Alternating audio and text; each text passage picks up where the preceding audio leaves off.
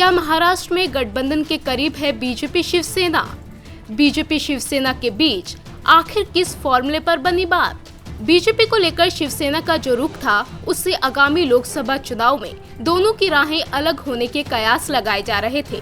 शिवसेना ने तो बकायदा अलग चुनाव लड़ने का ऐलान भी कर दिया। हालांकि बीजेपी ने अपने इस पुराने सहयोगी को मनाने की पूरी कोशिश की, लेकिन जब बात नहीं बनी तो इसकी कमान खुद सूबे के सीएम देवेंद्र फडणवीस ने हाथों में ली। ऐसे में शिवसेना को मनाने की उनकी मुहिम रंग लाती दिखाई दे रही है।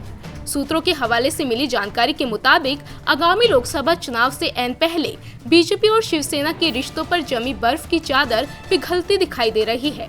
बताया जा रहा है कि राज्य में बीजेपी और शिवसेना दोनों ही समझौते के काफी करीब हैं। हालांकि ये भी कहा जा रहा है कि शिवसेना ने गठबंधन से पहले बीजेपी के सामने कुछ शर्तें रखी हैं।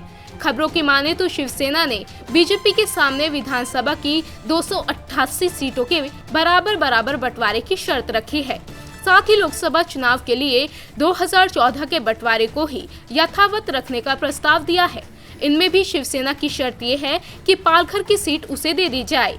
वहीं बीजेपी के एक सीनियर नेता ने नाम नहीं बताने की शर्त पर कहा कि पिछले कुछ दिनों में बातचीत में काफी प्रगति हुई है, लेकिन हम पूरा विवरण नहीं जानते क्योंकि केवल सीएम बातचीत कर रहे हैं और उन्होंने इस बारे में केवल पार्टी अध्यक्ष अमित शाह को बताया है। हालांकि हमें जहां तक सूचना मिली है, अब कुछ ही कठिन बिंदु बचे हैं जिन्हें सुलझाया जाना बाकी है। उधर शिवसेना बीजेपी गठबंधन की इस चर्चा को राज्य में बीजेपी नेता और राजस्व मंत्री चंद्रकांत पाटिल के एक बयान ने भी हवा दी है। उन्होंने कहा कि शिवसेना बीजेपी के बीच रोज बैठकें होती रहती हैं। बकौल पाटिल, दोनों दलों के बीच गठबंधन का ऐलान कभी भी हो सकता है। इंडिया न्यूज़ वायरल की रिपोर्ट।